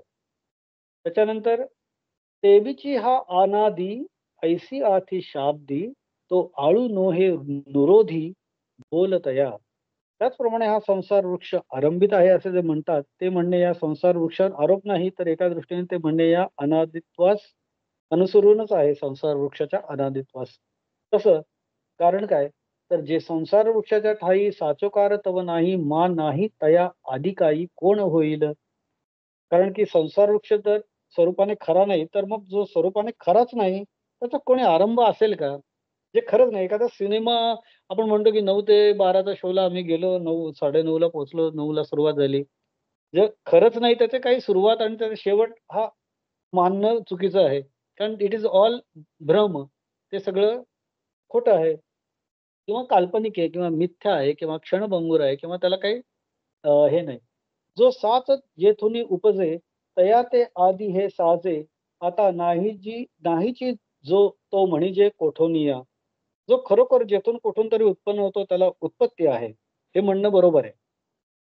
आता स्वरूपे करूनच जो नाहीये त्याला आरंभ कुठून म्हणायचा? त्याला स्वतःचं स्वरूपच नाहीये. तो या 6 रिपू, 4 भावना या सगळ्यांच्या याच्या प्रभावाने त्याचं मुळं वाढतात, त्याचे फांद्या वाढतात, त्याची पानं वाढतात. म्हणजे त्याचं स्वतःचं असं काही नाही. मग याला खरं कसं म्हणायचं? म्हणून जन्मेना आहे, म्हणून तो अनादी आहे. जन्मेना आहे तैसिया सांगो कवण माये, या लागे नाही पणेची होय अनादी हा. म्हणून जो उत्पन्न होत नाही आणि ज्याला अस्तित्व नाही स्वतःच, तशाला कोण आहे म्हणून सांगू. एवढ्याकरता हा संसार वृक्ष नाहीपणानेच अनादी आहे, असं माऊली सोपं करून सांगतात. पुन्हा माऊली पुढे काय उदाहरणं देतात. वांजेची या लेखा कैची जन्मपत्रिका नभी निळी भूमिका के कल्पू पहा. म्हणजे वांजेच्या मुलाला जन्मपत्रिका असते का? म्हणजे वांजेला एकदम मुलंच नसतात व्यक्तीला, तर त्याला त्याची जन्मपत्रिका कुठली? असूच शकत नाही. कारण ते शक्य नाही.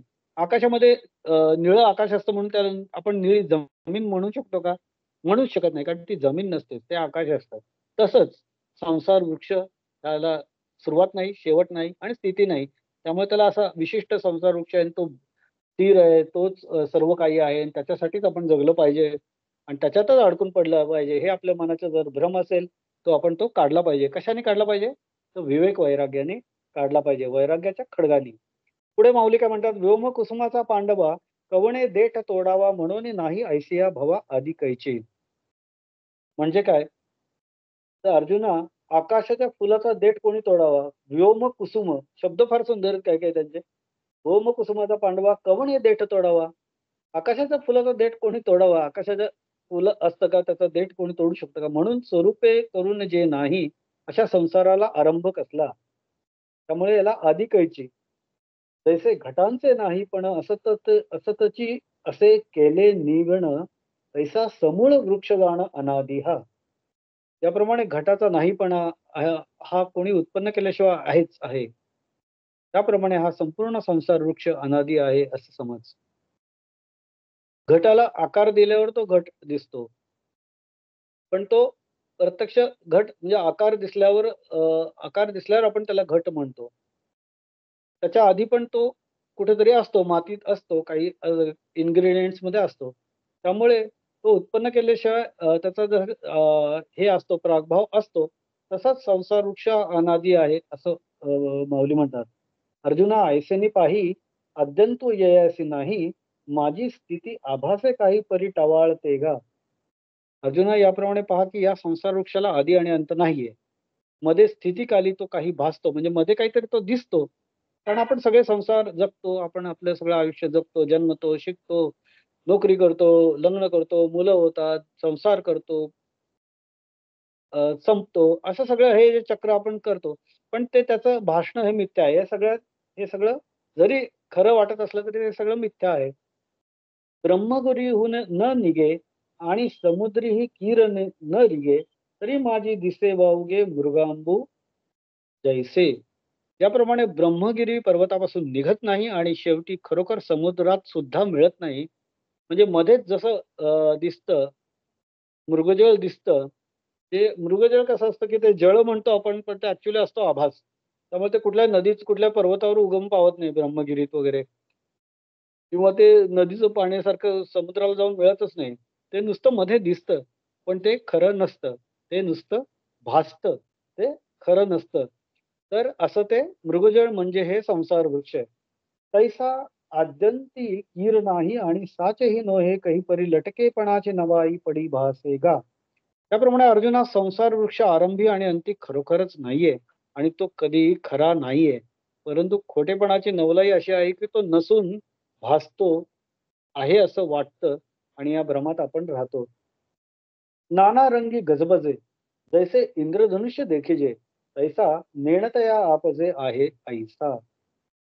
ज्याप्रमाणे अनेक रंगांनी भरलेलं इंद्रधनुष्य दिसत राहतं आपल्याला, त्याप्रमाणे अज्ञानाला हा संसार वृक्ष आहेच, तोच खरा आहे असं वाटत राहतं. हा इंद्रधनुष्य तरी आपल्याला किती वेळ दिसतं? अगदी क्षणिक, जिथं ऊन असतं आणि पाऊस असतो अशा वेळेस ते दिसतं. आणि ते आपल्याला, आपण कधी म्हणतो का की ते शाश्वत आहे, कायमच ते आकाशात दिसतं? नाही. पण ते आपल्याला ज्ञान आहे म्हणून आपण हे म्हणतो. पण एखाद्या व्यक्तीने हे तेवढंच जर फक्त तो पाहू शकला तर त्याला वाटेल नाही हेच खरं आहे. ऐसेनी स्थितीची वेळे भुलवी अज्ञानाचे डोळे, लाघवी हरी मेखळे लोकू जैसा. अशा रीतीने स्थितिकाली म्हणजे स्थिरता, अ, हा वृक्ष, हा संसार वृक्ष अज्ञानी मनुष्याच्या दृष्टीला चकवत राहतो. मृगजळाप्रमाणे. तो कसा? तर जसा बहुरूपी हा एखादं वस्त्र धारण करून सोंग आणून लोकांना फसवतो की नाही बहुरूपी, तसा हा संसार वृक्ष मनुष्याला फसवत राहतो, भुलवत राहतो आणि माणसाला वाटतं की हाच खरा आहे. आपल्याकडे इन्स्पेक्टरचं सोंग घेऊन येणारा बहुरूपी आपल्याला सगळ्यांना कधी ना कधी आला असेल आपल्या घरी, ऑफिसमध्ये वगैरे आणि आपल्याला वाटतं की खरंच इन्स्पेक्टर आला की काय, पण ते गंमत असते की तो बहुरूपी असतो. तो काही खरा नसतो, मिथ्या असतो. आणि नसतीची शामिका व्योमी दिसे तैसी दिसो का? का तरी दिसणेही क्षण आहे का होय जाय. आणि नसलेल्यालाच निळेपणा आकाशात दिसतो तसा दिसेना का तरी ते दिसणंही एका क्षणात होते आणि जाते. आकाश निळे असे आपण म्हणतो, पण कधी-कधी निरभ्र आकाश असतं, कधी-कधी त्याच्यात कुठलेच रंग नसतात, कधी-कधी वेगवेगळे रंग दिसतात. त्यामुळे हे क्षण दिसणं सुद्धा क्षणाचं असतं, येतं आणि जातं. स्वप्नी ही मानिले लटिके तरी निर्वाहो का एकसारिखे, तेवी आभासू हा क्षणिके रीतीचा गा. स्वप्नातील खोटे पदार्थ वस्तुतः नाहीत, तरी पण ते खरे आहेत असे जरी मानले, तरी ते एकसारखे टिकतात का? स्वप्नातल्या गोष्टी टिकतात का? त्या नंतर आठवतात का? तशा क्षणिक भासणाऱ्या पद्धतीचा हा संसार वृक्षाचा आभास आहे, हा भ्रम आहे, हा भास आहे. देखता आहे आवडे, देव जाईजे तरी नातुडे, तैसा टिकू कीजे माकडे जळा माझे. पुढे काय म्हणतात, की पाण्यात दिसणारं आपलं प्रतिबिंब धरण्याकरता माकडाने ज्याप्रमाणे बोट घालावं, म्हणजे माकड हा तळ्यात, पाण्यात स्वतःचं प्रतिबिंब बघतो आणि तो बोट लावून टच करायला बघतो, की पण त्याला ते प्रतिबिंब सापडत नाही. माझे अनेक पेशंट मला म्हणजे मी बघितलं, की आरशात बघून त्याला वाटतं, की आपला सिमिलर कुठलातरी दुसरा डॉग समोर आलेला आहे आणि तो भुंका लागतो त्याच्यावर. त्याला असा भास होतो, की अरे हा दुसरा डॉग आहे. पण ते तसं नसतं. ते खरं नसतं. त्याप्रमाणे संसार वृक्षाचा भास पाहिला असता आहे असा वाटतो आणि तरी त्यास धरावयास गेलं, तर म्हणजे विचाराने त्याचे अस्तित्व पाहू गेले तर तो सापडत नाही. तरंगभंग सांडी पडे बिजूही न पुरे होणे आभासाची तेणे पाडे होणे जाणे गा. पा अर्जुना, अरे अर्जुना, लाटांचे होणे आणि जाणे या संसार भासाच्या होण्या जाण्याच्या उपमेला कमी पडते. जे लाटा येतात, लाटा जातात किंवा विजेचा उदय असतं जरी अति त्वरित असतो तरी ती वीज देखील याच्या बरोबरीला येत नाही. तितक्या मानाने त्वरेने संसार भासाचे होणे जाणे आहे. संसार वृक्षाची तुलना कशाशी केली आहे तर लाटांच्या येण्या जाण्याशी केली आहे.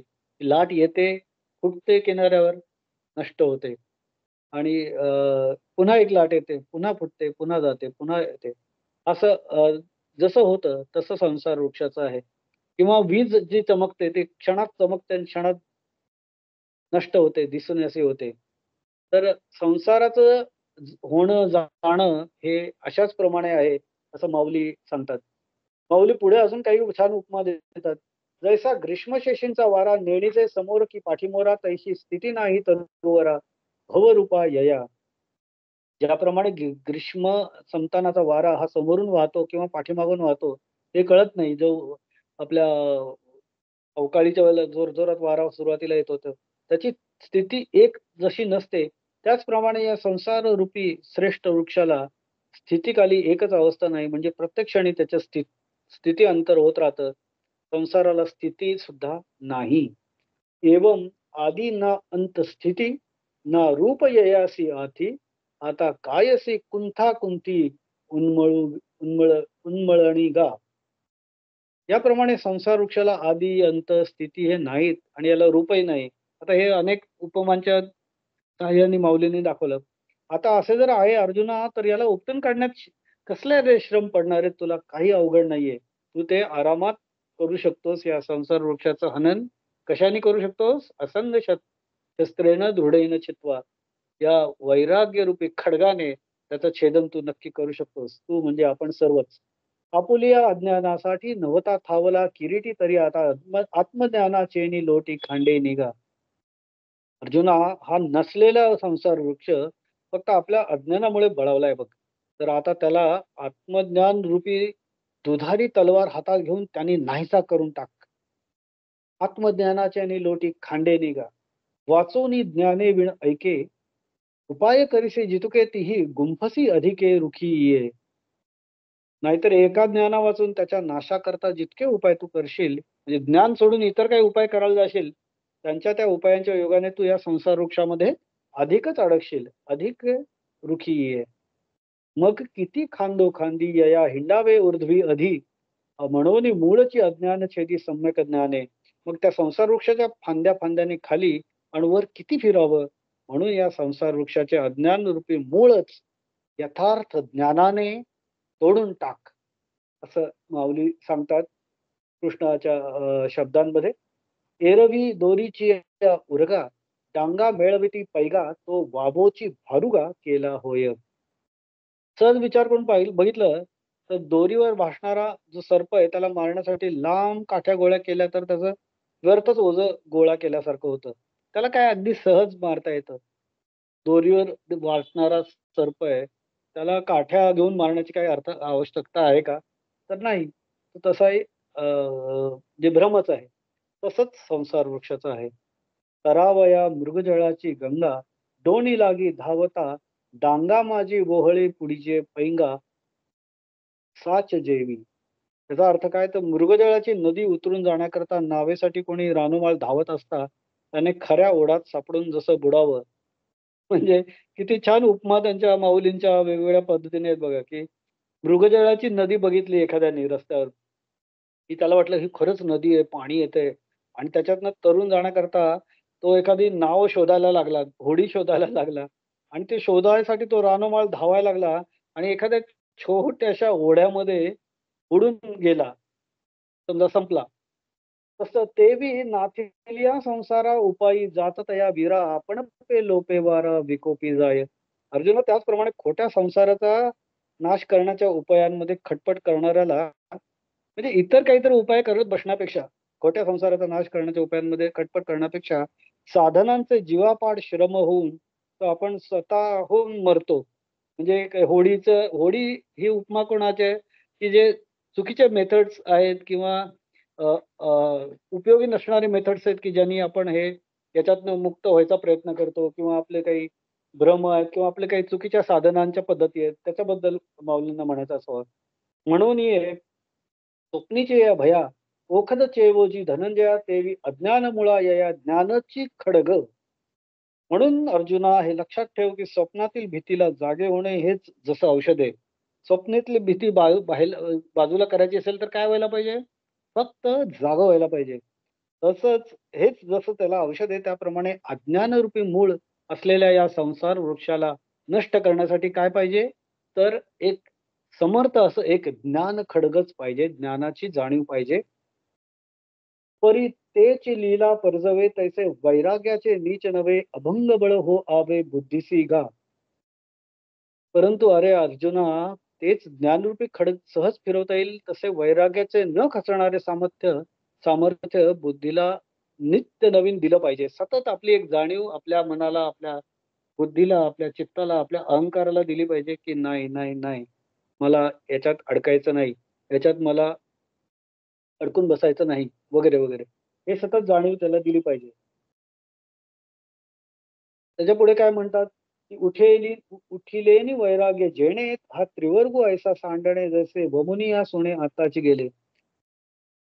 वैराग्याचा उठाव जर झाला तर या त्रिवर्गाचा, म्हणजे कुठल्या 3 लोकांचा, स्वर्ग, मृत्यू, पाताळ, असा त्याग होतो, की जसं काही कुत्रं आत्ताच ओकून गेलेलं आहे. त्यामुळे एकदम स्पॉन्टेनियस व्हॉमिशन सारखं असा उठाव झाला पाहिजे वैराग्याचा, की हे सगळं स्वर्ग, मृत्यूची भीती, स्वर्गाची लालसा, पाताळाची भीती, हे सगळं कुठल्या कुठं पळून गेलं पाहिजे. मनात हे सगळे भीती, भयगंड हे आलेच नाही पाहिजेत. हा ठायेवरी पांडवा पदार्थ जाती आघवा, विटवी तो होवावा वैराग्य लाटू. अर्जुना, येतपर्यंत सर्व पदार्थ मात्र संबंधाने वीट उत्पन्न करेल असे दांडगे वैराग्य पाहिजे. काय पाहिजे आपल्याला? दांडगं वैराग्य पाहिजे. वैराग्य लाटू. मग देहा हंतेचे दळे, सांडून एकेची वेळे, प्रत्येक बुद्धी करतळे हात बसावे. मग त्या ज्ञान खडगावरील हे बघा, ही पण उपमा खूप छान आहे. देहाभिमान रूपी म्यान एकदम काढून अंतर्मुख झालेल्या बुद्धिरूपी मुठीत ते घ्यावे. खड्ग कसला? ज्ञानाचं खड्ग आहे. तो म्यान कशात केलेलं? खड्ग म्हणजे तलवार. ती कशात म्यान केली आहे? की देहाभिमान रूपी म्यान केलेली. देहाभिमान म्हणजे आपल्या देहाचा मीच देह आहे, हा देह आहे, हा माझा आहे, मी देह आहे. याच्यामध्ये त्या देहाच्या अभिमानात ही कुठली ज्ञानाची तलवार आहे, ती आपण म्यान करून ठेवलेली आहे. ती काढायची बाहेर आणि काय करायचं? कुशात घ्यायची ती, हातात कुठल्या घ्यायची? बुद्धिरूपी मुठीत ती धरावी, असं माऊली सांगतात. आणि पुढे काय म्हणतात, की "निसिले विवेक साहणे जे ब्रह्माहम अस्मी बोधे सणाणे, मग पुरतेनी बोधे उठणे एकलेची." हे ज्ञानरूपी खडक बुद्धिरूपी मुठीत घेतलं, विवेकरूपी सहाणेवर पाजळलेलं असावं. आता हे खडक आहे ना, हे म्यान केलेलं आहे देहाभिमानात. त्यामुळे त्याला कदाचित धार असेल का? का नाही. त्याला ते परजायला लागेल. ते कसं खडग समर्थ करायला पाहिजे. त्याला कशाच्या सहाणेवर घासायचं, पाजळायचं? त्याची धार कशावर करायची?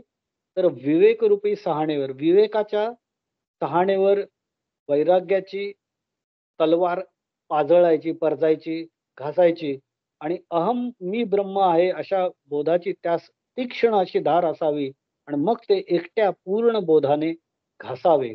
अशा बोधाने ते घासत राहावं आणि त्याला चांगली धार करावी.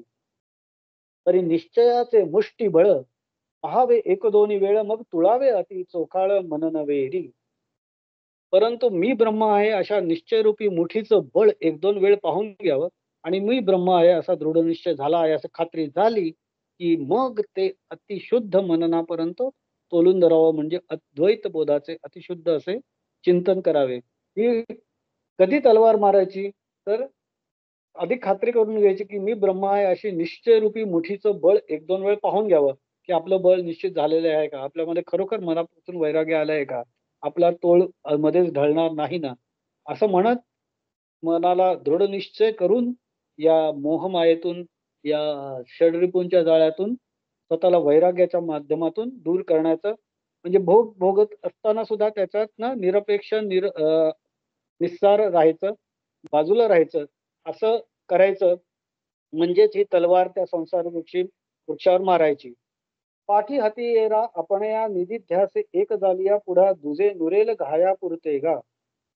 म्हणजे काय, की नंतर हे ज्ञानरूपी हत्यार जे आहे आणि आपण निजध्यासाने एक झाल्यावर, आपण ज्ञानरूप झाल्यावर अर्जुना आपल्या पुढे घाव मारण्यापुरते दुसरे काही उरणार नाही.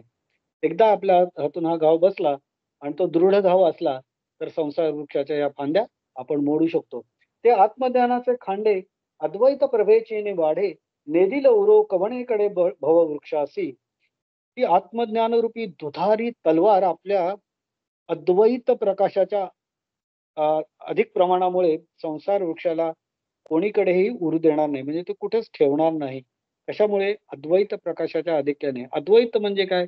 तर परमेश्वराशी आपलं एकरूप होणं, त्याच्यातला आपल्यातला भेदभाव नष्ट होणं.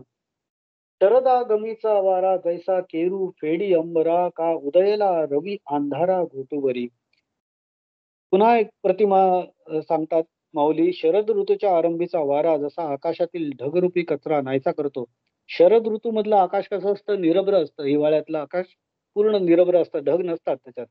अथवा उगवलेला सूर्य जसा अंधाराचा घोट भरतो, म्हणजे सूर्य उगवल्यावर अंधार नष्ट होतो, अंधार दिसत नाही, तसा. किंवा पुढे काय म्हणतात, अथवा नाना उपवड होता खेबो नुरे स्वप्न संभ्रमाचा ठावो स्वप्रती प्रतीती धारेचा वाहो करील तैसे. अथवा जागे होता, म्हणजे जाग आल्यावर क्षणीच स्वप्नांच्या गर्दीचा ठाव ठिकाणा उरत नाही. स्वप्ने सगळे नष्ट होतात, सगळी विसरून जातात, दूर होतात. त्याचप्रमाणे आत्मानुभव रूपी धारेचा, तलवारीचा प्रहार, ज्ञान रूपी वैराग्य रूपी खडगेचा प्रहार केल्यावर संसार वृक्षाचा ठाव ठिकाणा उरणार नाही.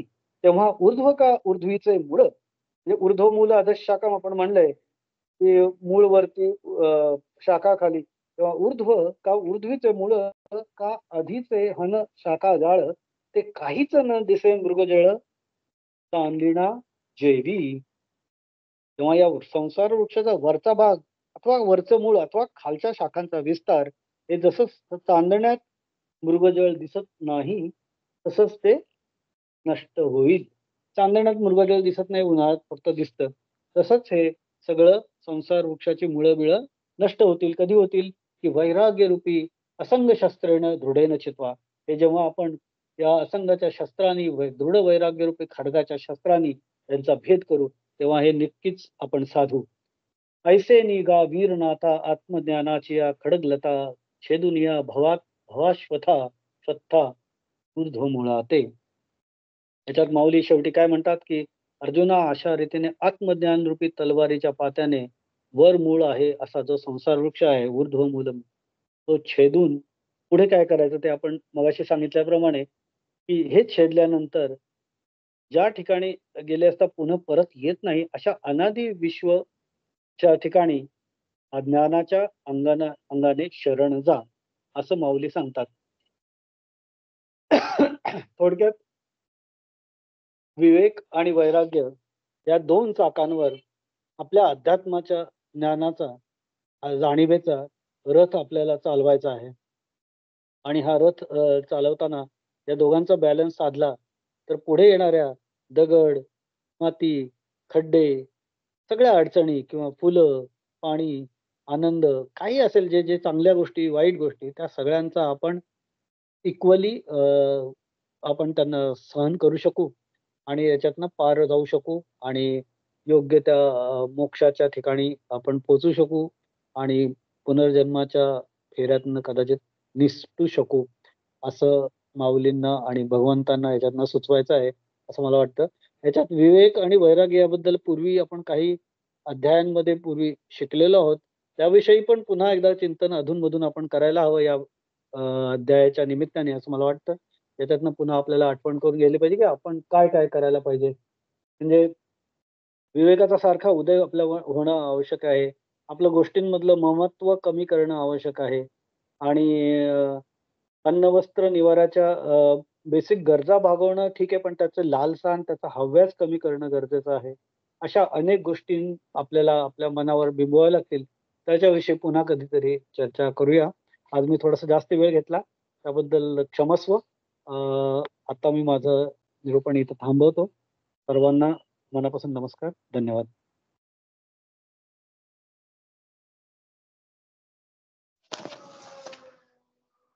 नमस्कार. नमस्कार. आरती म्हणते. हा. जय भगवत गीते, जय जय भगवत गीते. हरिः कमल विहारिणी सुंदर सुपुनीते. जय भगवत गीते.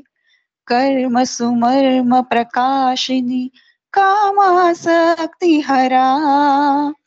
तत्वज्ञान विकाशिनी विद्या ब्रह्म परा. जय भगवत गीते. निश्चल भक्ति विधायिनी निर्मल मलहारी. शरण रहस्य प्रदायिनी सब विधि सुखकारी. जय भगवत गीते. राग द्वेष विदारिणी कारिणी मोद सदा. भव भय हारिणी तारिणी परमानंद प्रदा. जय भगवत गीते. आसुर भाव विनाशिनी नाशिनी तमरजनी. दैवी सद्गुणदायिनी हरिरसिका सजनी. जय भगवत गीते. समता त्याग सिखावनी हरिमुख की वाणी. सकल शास्त्र की स्वामिनी श्रुतियों की रानी. जय भगवत गीते. दया सुधा बरसावनी मातु कृपा कीजे. हरि पद प्रेम दान कर अपनो कर लीजे. जय भगवत गीते. जय भगवत गीते. जय जय भगवत गीते. हरिः कमल विहारिणी सुंदर सुपुनीते. जय भगवत गीते. गोपाल कृष्ण महाराज की जय. खूप छान. त्याच्यानंतर प्रसाधन मापारी काकू म्हणतात. आवाज येतोय? हो, येतं येतं. आता विश्वात्मके देवे येणे वाग्यज्ञे तोषावे, तोषोनी मज द्यावे कसाय दान हे. जे खळांची व्यंकटी सांडो तया सत्कर्मी रती वाढो, भूता परस्परे पडो मैत्र जीवाचे. दुरितांचे तिमिर जाओ विश्व स्वधर्म सूर्ये पाहो, जो जे वांछील तो ते लाहो प्राणी जात. वर्षत सकळ मंगळी ईश्वर निष्ठांची मांदियाळी, अनवरत भूमंडळी भेट तू भूता. चला कल्पतरूंचे आरव चेतना चिंतामणीचे गाव, बोलते जे अर्णव पियुषाचे. चंद्रमे जे अलांछन मार्तंड जे तापहीन, ते सर्वाही सदा सज्जन सोय रे हो तू. किंबहुना सर्व सुखी पूर्ण होऊनी तिन्ही लोकी, भजिजो आदि पुरुखी अखंडित. आणि ग्रंथोपजीविये विशेषी लोकी इये, दृष्टादृष्ट विजये होवावे जी. देथ म्हणे श्री विश्वेश्वराहो, हा होईल दान पसाहो. येणेवरे ज्ञान देवे सुखया झाला, येणेवरे ज्ञान देवो सुखिया झाला, येणेवरे ज्ञान देवो सुखिया झाला. पंडितनाथ महाराज की जय. आज थोडासा वेळ आपला लांबला थोडासा, पण सर्वांनी थांबून पेशंटली ऐकल्याबद्दल धन्यवाद. आपण पुन्हा भेटूया. छान झाला जोशात अगदी. संसार खरंच कट होणार होता.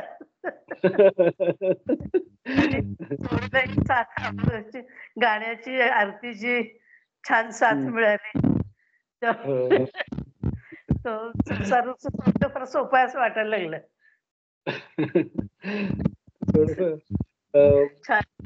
छान अध्याय चांगला आहे म्हणजे खरं. हळूहळू ते एक एक नंतर आनंद देणार. खडग कुठं ऑनलाईन मिळेल का बघायला पाहिजे आता.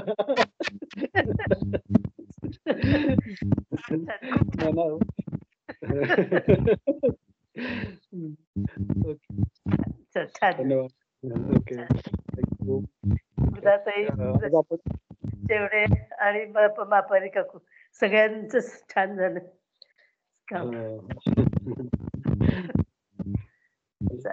थांबूया, मग भेटूया पुढच्या शनिवारी 4 वाजता. नमस्कार.